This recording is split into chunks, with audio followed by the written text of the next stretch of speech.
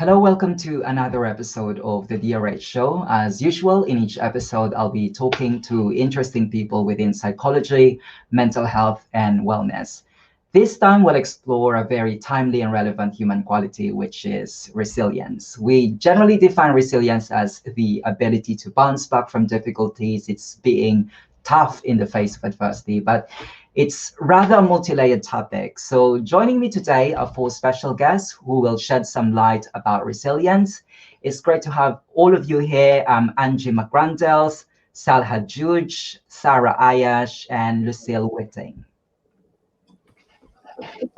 Thanks for joining me. So I suppose a good way to kick this off is just to tell us your trajectory in life and how you ended up doing what you're doing. Let's start off with Anji. So I worked in PR and communications before I set up the Mind Tribe.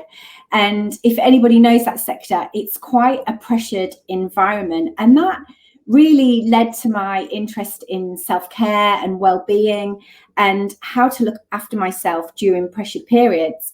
And then my husband, unfortunately, was diagnosed with a brain tumor. And this really made me reflect on my life. It was a bit of a life's too short moment. And I wanted to pursue my passions. I wanted to, develop well-being as a skill further. So I retrained. And now I'm a wellbeing expert. I have a workplace wellness business called the Mind Tribe, and I specialize in working with companies in their teams on preventative measures to look after your mind, to be more resilient, to manage your stress. I'm also a wellbeing writer as well. So I have my own column in a magazine called House of Cocoa. And like I said, I specialize in stress and mindset. So neuroscience, mindset, it underpins all the training that I deliver, because I truly believe that once you understand how your brain works and the context of some of our behaviors, then you can start to take control of your mind health. Mm-hmm. You really got an interesting background, so I'm really excited to throw in some questions about resilience. Now, let's hear it from Sal. Tell us about your background, also your trajectory in life, and essentially how does resilience fit into your background? Apologies, I think I was on mute then. I've worked predominantly in the corporate space in companies such as Ford Motor Company, Reuters, Cisco, Vodafone, Barclays, and my entire working career up until the last 7 or 8 years has been in those high-pressured, fast turnaround technology departments with a lot of pressure on how to deliver it. And it was only in that area that I started to develop my own mental health concerns and issues. And since then, I've moved into working in more SMEs and working from SMEs, moving into larger companies and building relationships with companies like Google.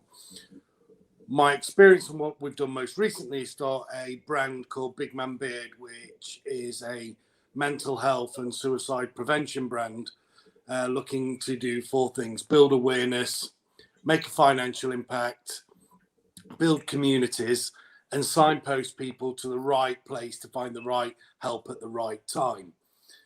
The one thing that became really apparent within my career was that relationship with people and building resilience in a new wave or generation of people coming into the workplace. Mm-hmm. And as our modern world works and all its complexities, building resilience into my teams, into their teams, has been paramount to being able to achieve success. Exactly, and since you also led to where I am today. Brilliant, and also because Sal, you're a man. Obviously, you could also make comments about the idea of resilience. It's all about manning up. We'll explore that later on. Now we'll go to Sarah. I understand you have an academic background, so tell us more about the sort of research that you've done within resilience. Yeah, this was actually also my observation that I come from the academic, or I present here the academic perspective. So I'm a researcher with Leibniz Institute for Stress Resilience Research, and I did my PhD with the German Resilience Center, DRZ. My interest in resilience really was a process.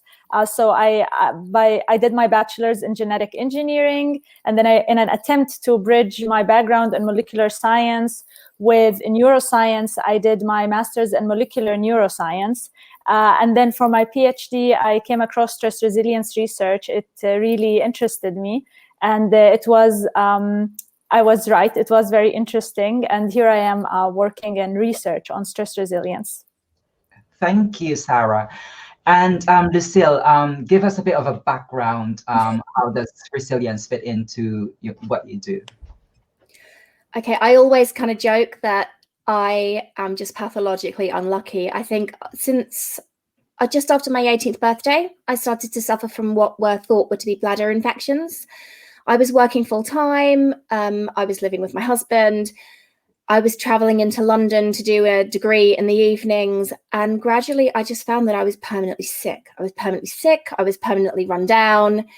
We moved to Cambridge just when I was about 22, and my health continued to decline. I had a major car accident when I was 8 months pregnant with my son and nearly lost him. And I think something really clicked, something really changed. I needed to make a change to be a healthier person. So I set up a small business making jewelry.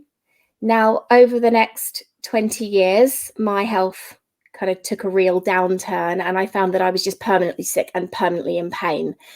I had 9 miscarriages, which they never found the solution to. They never found a reason for those.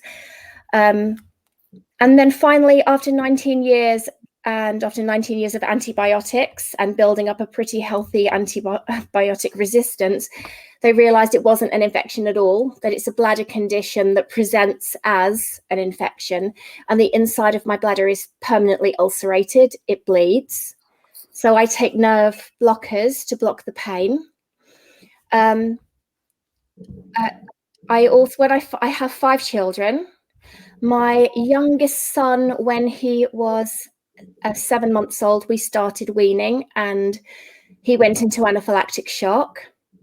After lots and lots of tests and lots of investigations, we have found that he has anaphylactic allergies to peanuts, tree nuts, dairy, eggs. He will never go to school, so he's permanently homeschooled. My others are at school.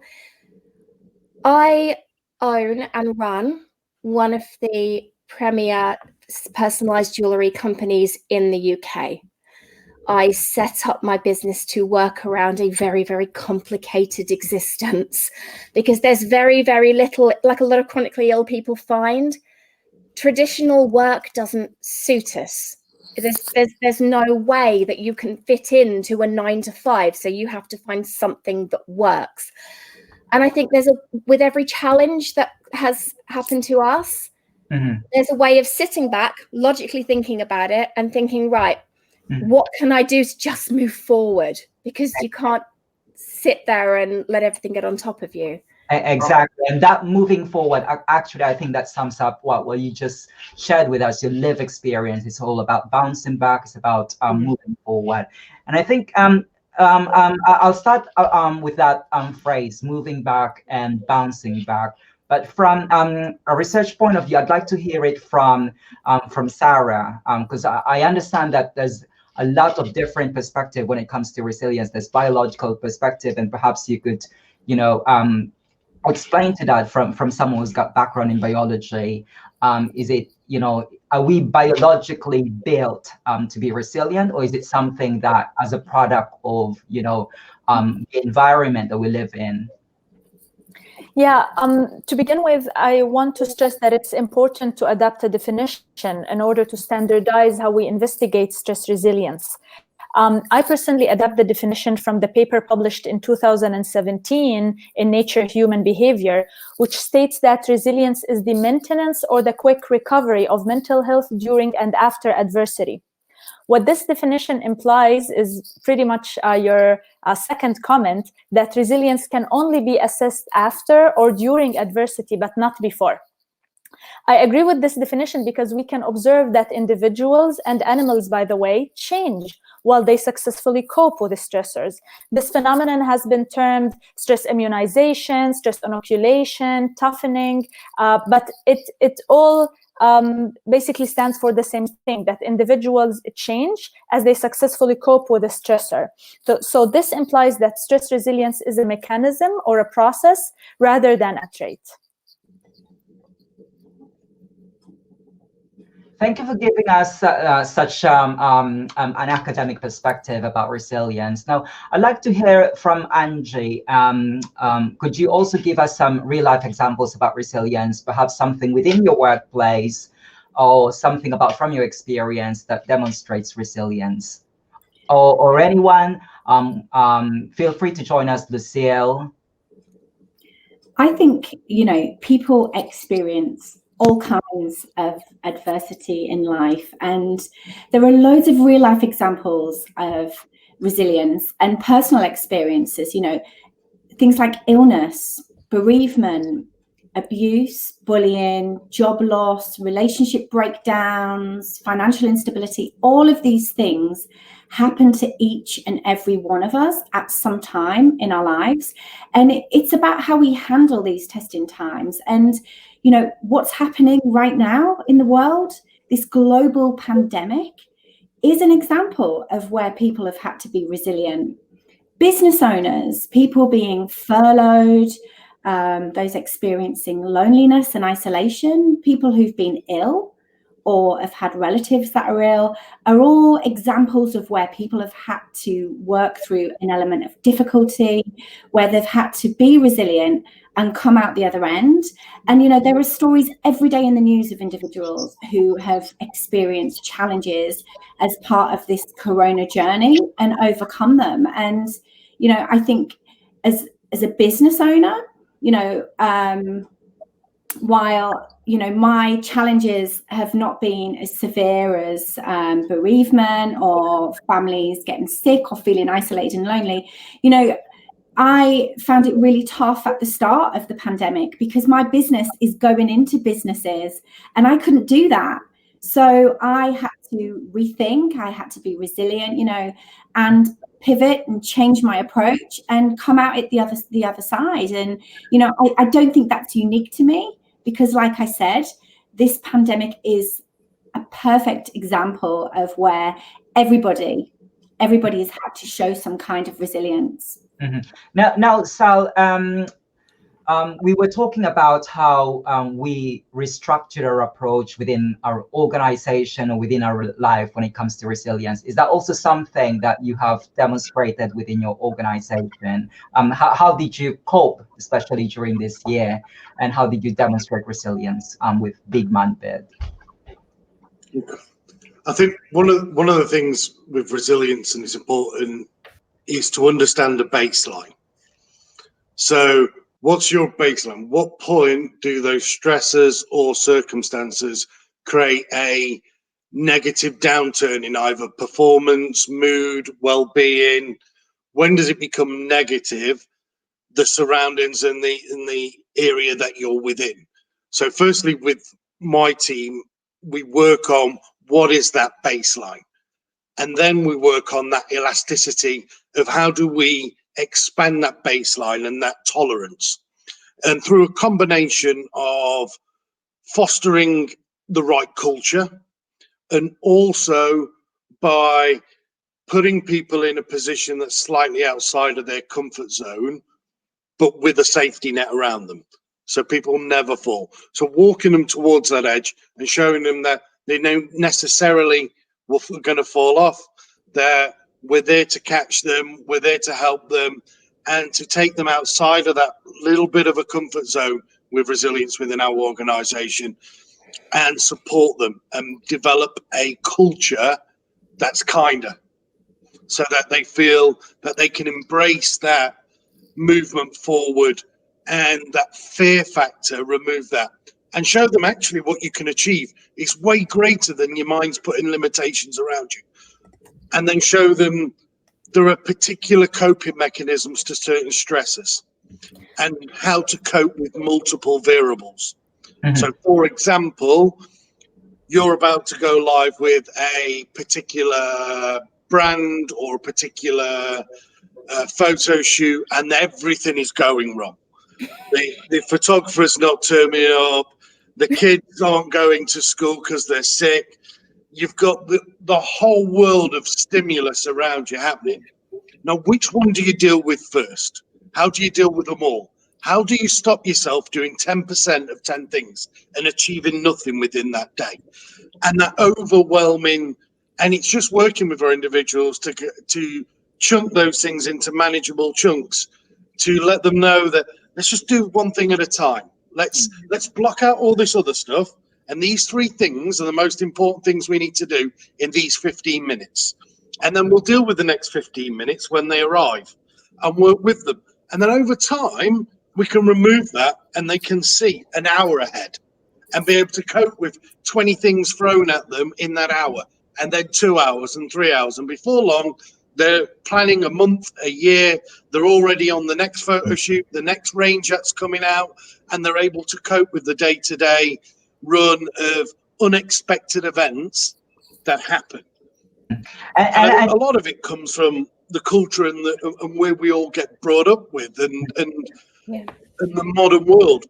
Everything we're told, and the children when they're grown up, is you can be anything. You can be absolutely anything you want just because you want it. I want to pick up on what you said about, the importance of the culture that we promote in our organization and how it affects resilience. Sarah, is there something from the research literature that backs it up? And I also want to hear from Lucille. But we'll start with Sarah first. Yeah, actually, as Sal was talking, the word that kept coming in my head, or the expression, is stress inoculation training.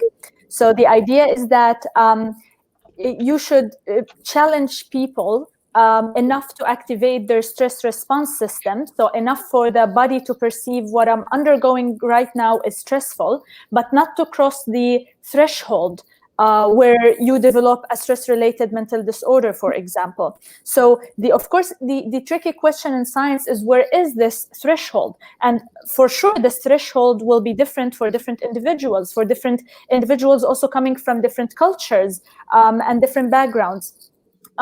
So the idea is that we now know from research that a life of no adversity is harmful, and a life of a lot of adversity is, of course, also harmful. But there is that optimal amount of stress that will help your body to cope, to train, just like a muscle. There's an optimal amount of sports that will help you, that challenges you, that maybe is not very pleasant as you go through it, but you come out of it stronger.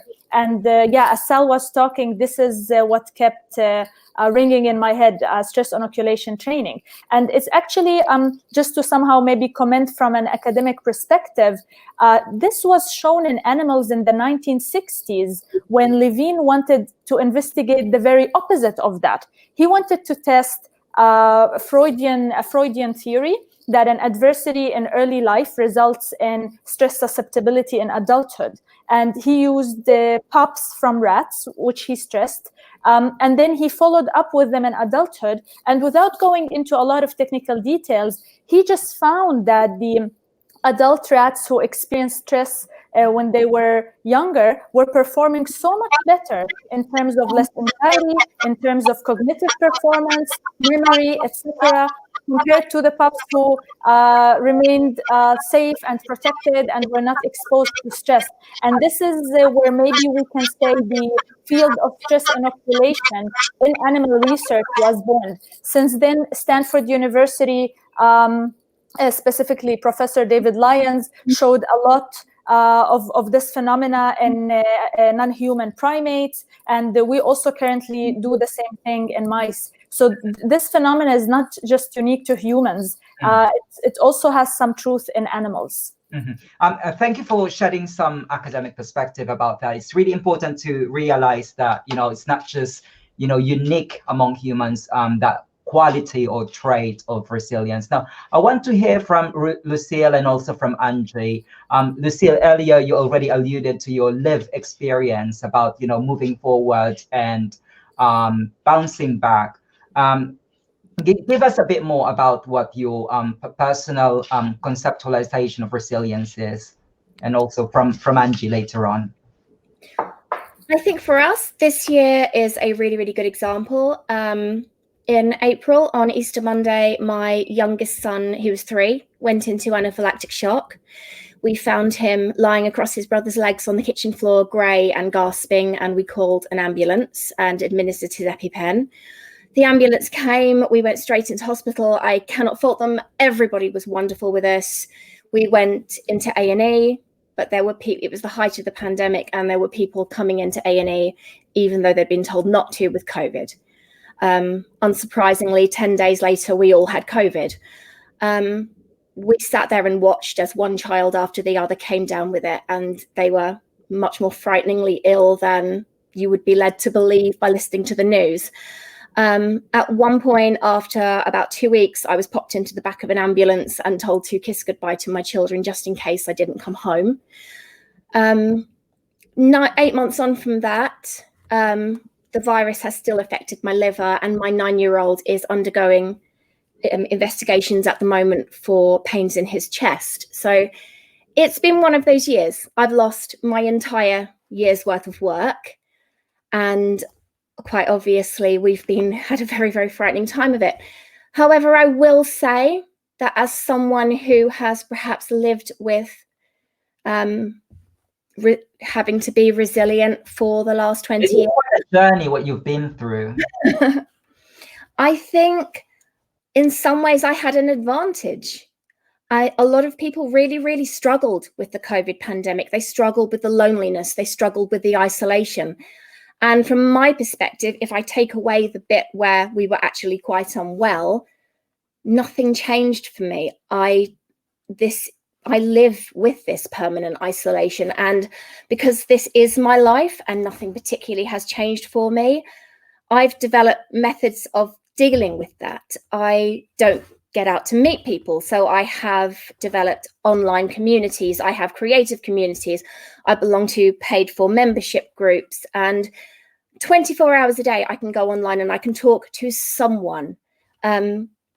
I think you develop a way of stepping back from a situation and thinking, right, I live in a state of constant flux. I can get up tomorrow or the next day and things will have changed, and I might be in pain and I might not be able to do the things that I had planned.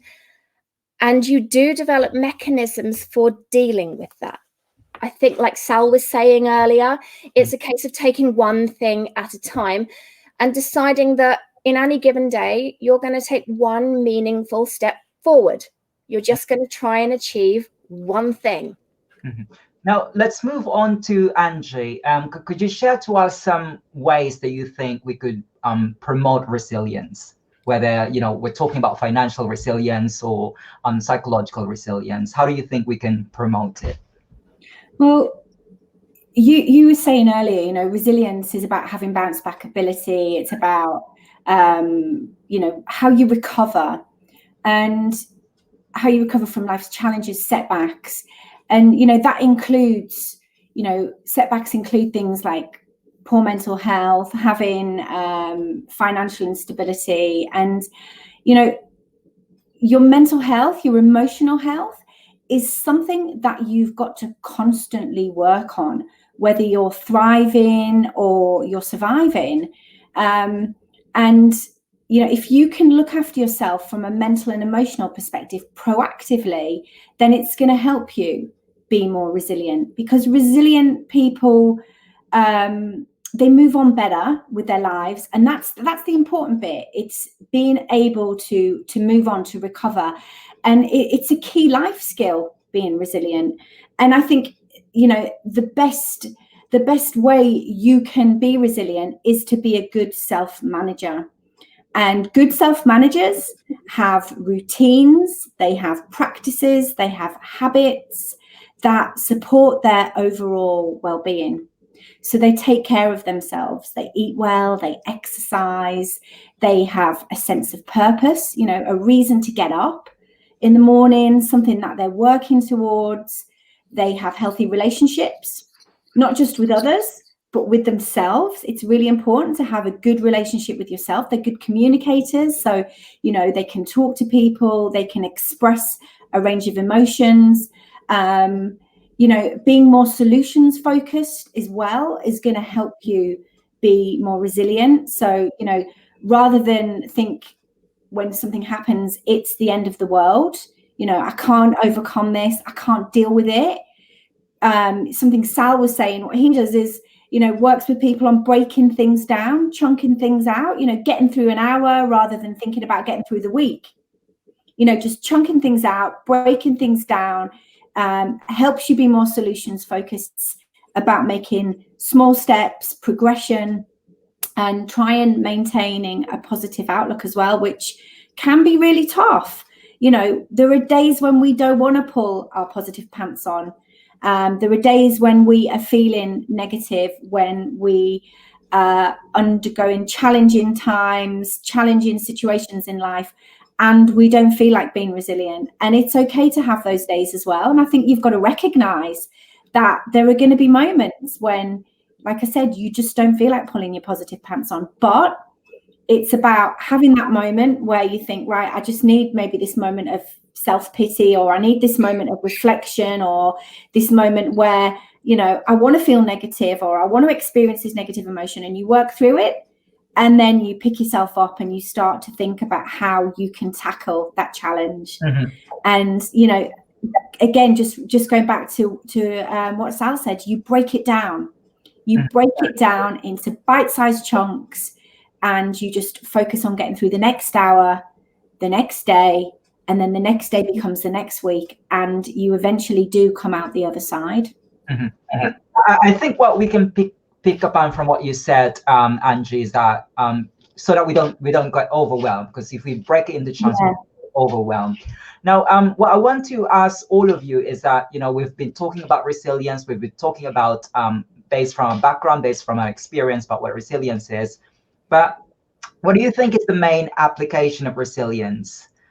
Whether we're talking about mental health, whether we're talking about, let's say, for instance, addiction, or managing your own company. I think we'll start with Sal. In what context do you mean the question in terms? Mm-hmm. Yeah, like what do you see as the main application of resilience? Like, if you have some sort of level of resilience, how do you think it changes the way you manage your company? I think the biggest thing I'll tackle is the term fear or failure. A lot of people don't make those steps, people try to avoid failure, and they see that if I have these predefined steps, if I don't get that predefined end result, I've failed. And that stops them from making decisions. And I feel once we've got that resilience level up, that ability to deal with situations that don't go to plan, that don't have that predefined end result we all had in our head, we're able to continue and move forward. And those that are still fearful and see it as failure if you do not get the predefined end result of that moment, that day, whatever it may be, are in that kind of fearful, and it has a negative effect on their mental health, their well-being, their ability to talk to others, their ability to integrate. There are lots of areas where that has a negative impact. Those that are starting to build resilience are able to move into those spheres and build better relationships, cope better with their mental health, etc. And I feel that's how certainly I see the success of building resilience into people manifesting itself. Now, does anyone want to add on what Sal said about the application of resilience? Maybe I can just make a small comment. It's also linked to what Anji said on if you perceive the situation out of your control. This is at least how I heard it, to have a positive approach. If you perceive the situation out of control, or it's a situation that is stressful, that is unpleasant, but you can control it. So I just want to comment on the also importance of the element of controllability.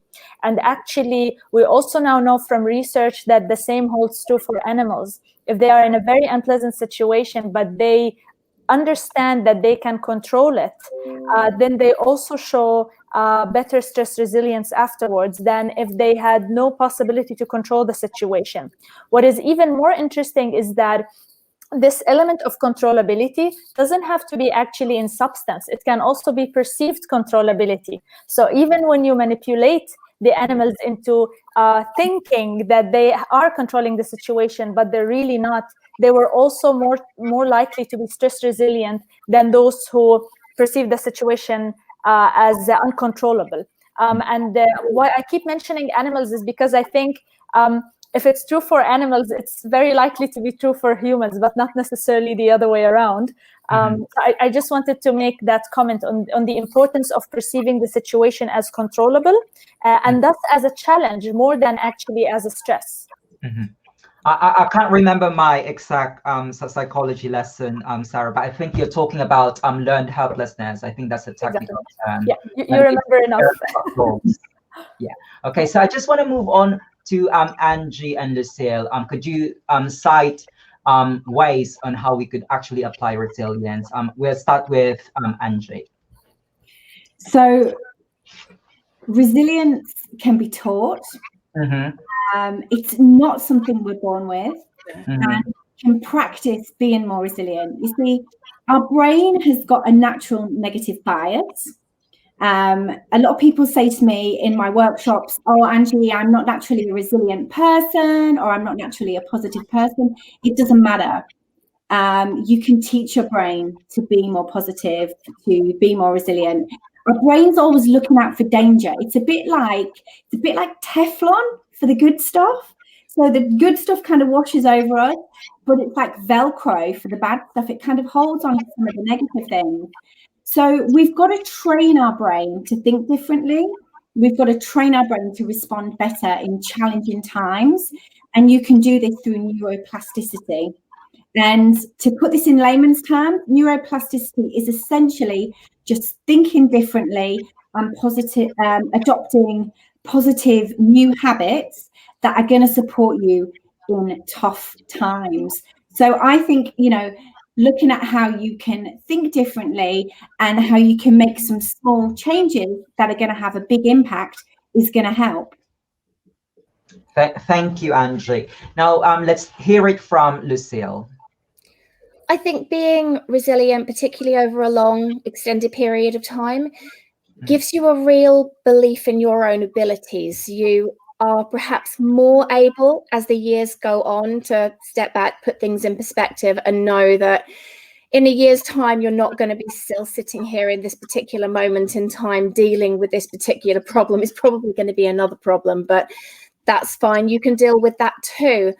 And I think learning from the experiences that you have and knowing that you are resilient, I have in my own work now realized that I can use my experiences and my ability to push forward from the negative things that have happened to help other people. Now, a big part of my work is that I work with memorial clients. I put fingerprints and handprints and footprints of people onto pendants and charms. And making memorials is a huge part of my work. I do go out to undertakers. I work very closely with other memorial services. And I offer a very, very personalized service to people that are grieving. And I honestly think that my own experiences and the fact that I've learned to deal with them, because you're very, very right. I think it was Anji that said that you're not born with this ability. It is something that you learn, and it's something that you learn if you've had to face adversity over and over again.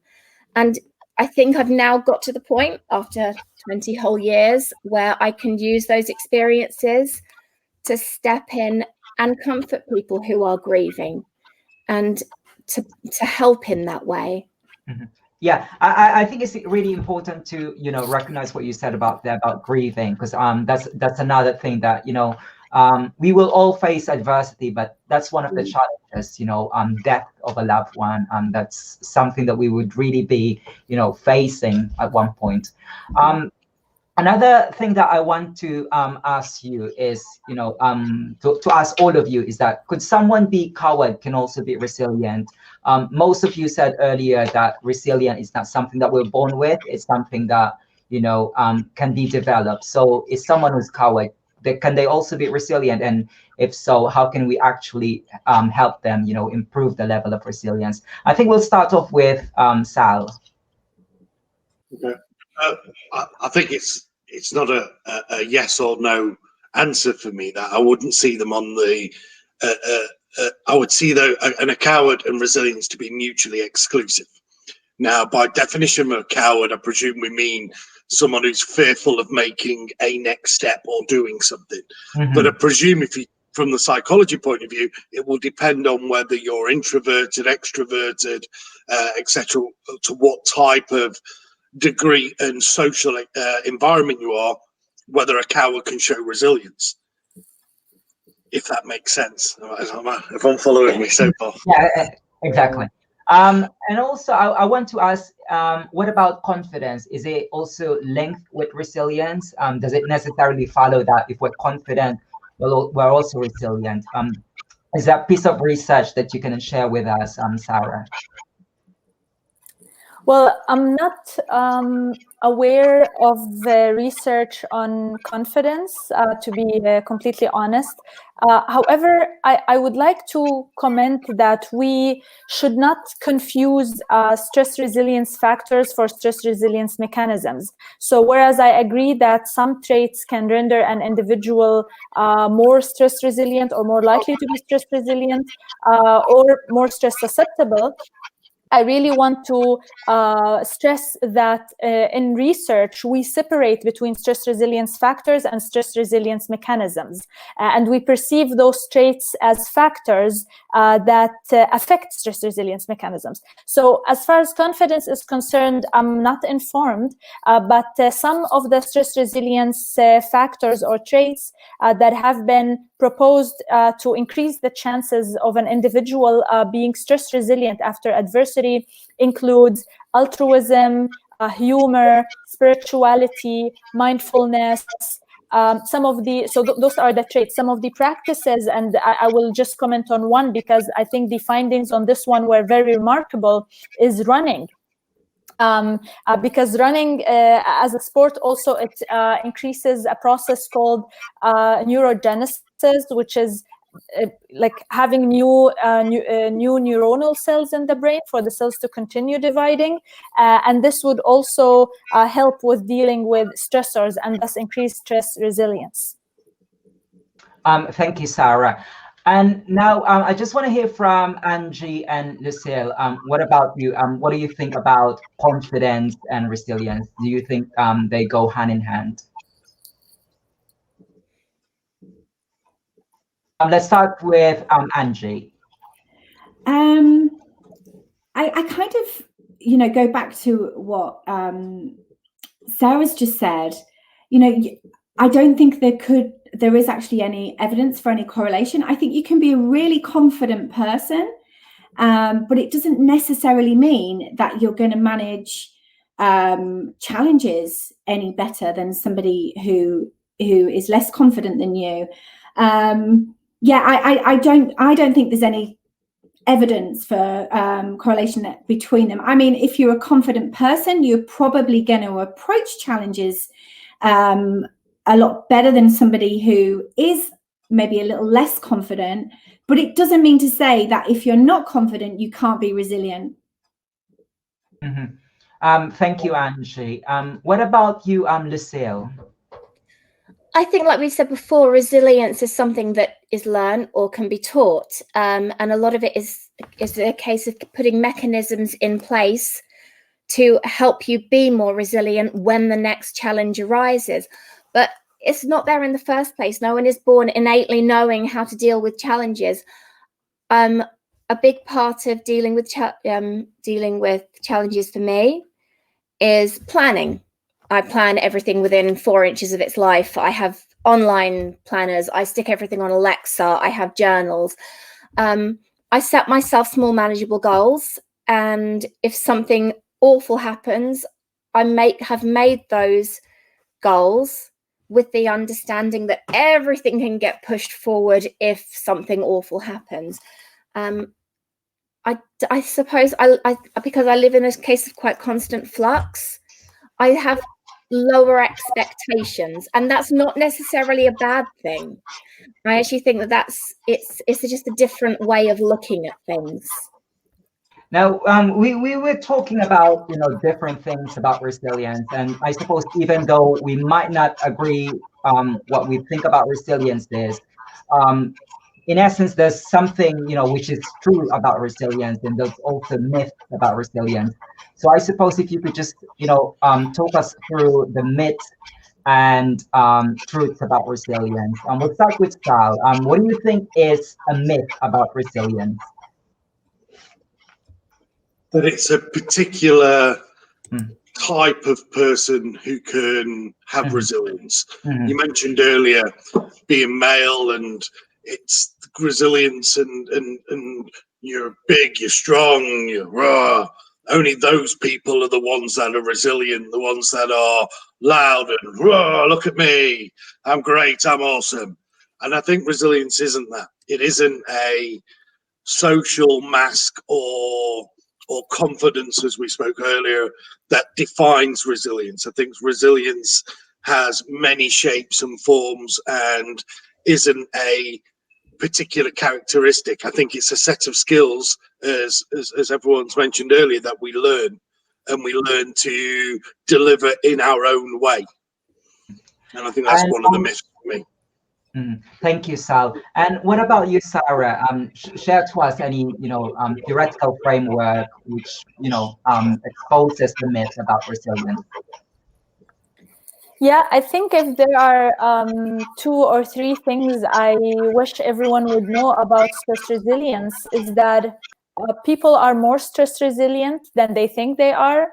Most people will tell you before undergoing adversity that if I go through this, there's no way I would be able to make it or to come out of it. But we know that the large majority of people actually will come out of it and will be stress resilient. So stress resilience is the norm, not the exception.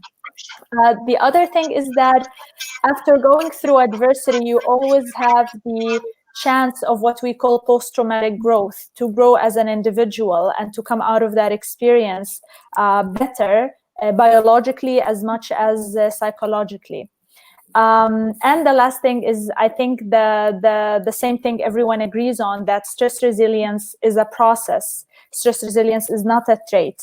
You might, as I said, have traits that make, render you more stress resilient or more stress susceptible, but you can learn to be stress resilient. These are the 3 things I wish everyone would know from stress resilience research. Thank you, Sarah. And let's hear it from Lucille. What do you think are the truths and myths about resilience?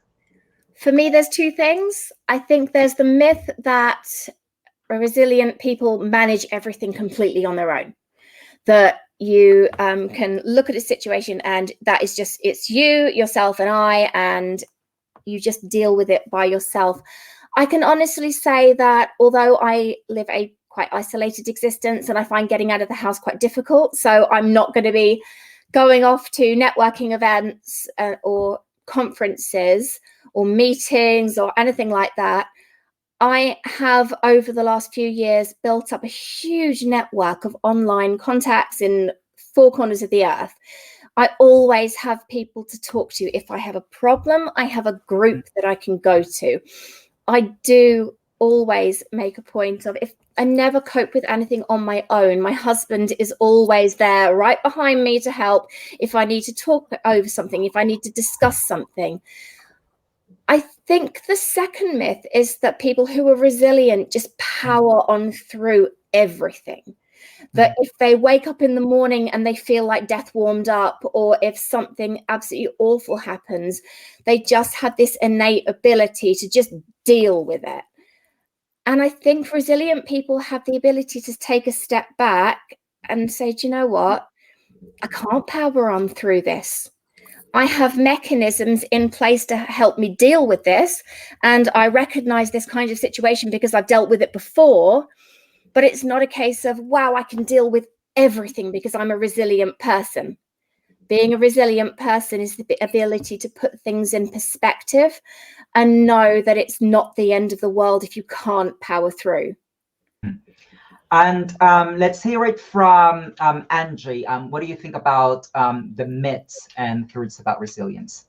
I think one of the biggest myths that I come across through my work is the notion that resilient people don't get stressed, they don't worry about things, they don't feel pain, that they breathe through challenging times. And this is just not true. Resilient people still get stressed, they still worry, they still feel pain, but it's how they respond to those situations. And we've been talking about how they recover from them. And what I find as well is resilient people have this brilliant, this great emotional toolkit that they draw on, that they dip into in hard times. And that's what gets them through it. And it's about building your own emotional toolkit. It's about knowing what is going to support you when the going gets tough. And that can be a plethora of things. That can be a raft of different strategies, tools, techniques, but it's just knowing what helps you get through those tough times. What's your coping mechanism? And the minute you know that, and I think it's fair to say as well, and I'm sure everyone will agree with me, that different challenges require different tools and different techniques. So there's not a one size fits all, right? You're going to have tough times when, having, someone to talk to, someone to share those experiences with, to bounce ideas off, strategies to help you feel less stressed, like exercise and eating well, they're going to work. But then there are going to be times when you need something else, when you've got to dig deep in that toolbox and pull something else out. But it's having all of those tools and identifying what's going to help you and what's going to what you can draw on in those tough times. So yeah, I think the biggest myth is resilient people don't get stressed, don't worry, don't feel pain. Thank you, Anji. Now, I've only got one last question. But before I move on to the last question, I just want to ask if there's anyone who wants to add more on what we've already been talking about, myths and truths about resilience. Yeah, if I may, I just actually want to comment on what Anji said. Resilience is not insensitivity to stressors. Stress activates the stress response system in the stress resilient people as much as it does in the stress susceptible people. And then, of course, a question of what comes later and the process, what happens in the process, but it's not insensitivity to stressors. So I really thank you for pointing this out. Another small comment I have to what Lucille said, because she talked about the importance of having a social network, and I particularly work with social stressors. Maybe one more thing that also I hope people take more seriously is the massive ability of social stress to impact the brain in a negative way, and in a way that can result in stress-related mental disorders. So when you feel that the situation you are in socially is toxic or is not healthy, do take that as a serious thing and do tackle that the right way. So yeah. Thank you, Sarah. Now, for my final question. Obviously, resilience is a big topic, but what's your key takeaway for this panel talk? We'll start with Sal. So, what's the big takeaway? What's your last message about this topic about resilience? I think first of all, thank you, everyone. It's been really informative and some parts inspiring to hear people's stories and journeys and how resilient they actually are. I think the biggest part for me to take away is resilience, and Lucille said it perfectly. You build your own connections. You have to build, and I love that phrase, like an emotional toolkit to deal with it. And I think people shouldn't be fearful of failure or perceived failure as something not gone to plan. and then just move again, go again, build up that confidence to keep moving forward, and keep trying, keep going, and know that if you keep doing that and you keep moving forward, you will build on that emotional toolkit. You will build your social network. Don't be fearful to ask for help, and foster a kinder environment. Thank you, Sal. And let's hear it from Lucille. What's your final message about what we've been talking about? I think a big part of being a resilient person is understanding that you need to take time for yourself. And I think we talked about it earlier when we said about self-care. But I think there's a lot of misconceptions about self-care, and everybody thinks self-care involves going to the spa or going swimming or going for a run or treating yourself to, I don't know, a great big bowl of ice cream or something and 3 days off work. And I think for me, a big part of self-care is just you do need to take care of yourself if you're going to be a resilient person. And for me, self-care involves just pursuing creative activities. It can be absolutely anything. People have these real misconceptions about self-care, but it can be anything from sitting and flicking through your phone, just mind scrolling for 2 hours in the evening, or deciding that you really want to learn something. It can be absolutely anything. But I think being able to take time for yourself in any capacity, even if you carve out 10 minutes a day, it can make a huge resistance, because if you're running on empty, you can't deal with the challenges as they arise. Thank you, Lucille, for reminding us about the importance of self-care and how it can promote resilience. Now, Sarah, any final message about resilience? Yeah, I would say for people out there to know there is science behind stress resilience, and there is research behind stress resilience, and to look out for this information and to search for it in the right resources. And probably a lot of what they will find will be in agreement with their own conclusions from their own experiences, from their own work. But just for people to know, there is a stress resilience research field. Yeah, this would be the take-home message from my side. Thank you. And that's how we met Sarah, through that. Yeah, exactly. So apparently it really exists. Exactly. Yeah. The reason why I really want to explore this, because I'm also doing a research about resilience. So this is a topic really close to my heart. And finally, Anji, give us the final word about resilience. I think if you're not resilient, or you perceive yourself to not be resilient, don't write yourself off, because like we've discussed, you can train your brain to be resilient. And for me, it's small changes, big results. So it's what I call mini neuro hacks that encourage you to think differently, to operate differently, that are gonna give you the big results, that are gonna give you that change. So it's little things like, Lucille was just talking about self-care. Compassion is really, really key to being resilient. Be compassionate to others, be compassionate to yourself. Just thinking about how you can change the way you operate on a daily basis, some of your habits. How do you start your day?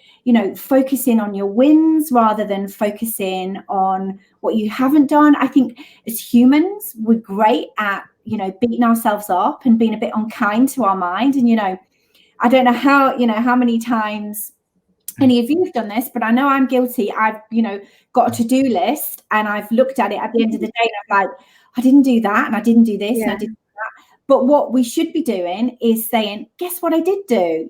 Let's focus on the wins, the things that I did do. And that changes your mindset, and it starts to build those little resilience bricks. And that's what it is. It's building foundations, building those little resilience bricks. And that's going to help you, being flexible, embracing change. All of these things will help you be more resilient. And it's just thinking about the little neuro hacks, the little ways that you can think differently that are going to have a big impact and a big change and give you the results you want. Thank you, Anji. And like what you've said, though, one of those hacks would be being more compassionate about yourself, because after all, we tend to be compassionate with other people. So we should also exercise more compassion within ourselves. Well, it's been an insightful conversation with you all. Thank you, Anji. Thank you, Sarah, Lucille, and Sal. Thank you for sharing your expertise, your insights about resilience. Obviously, this is really timely and relevant with what we've been experiencing. So I really appreciate you taking the time to, shed some light about this topic. Thank you for joining me here on the DRH show. Thank you. Thank you for having us.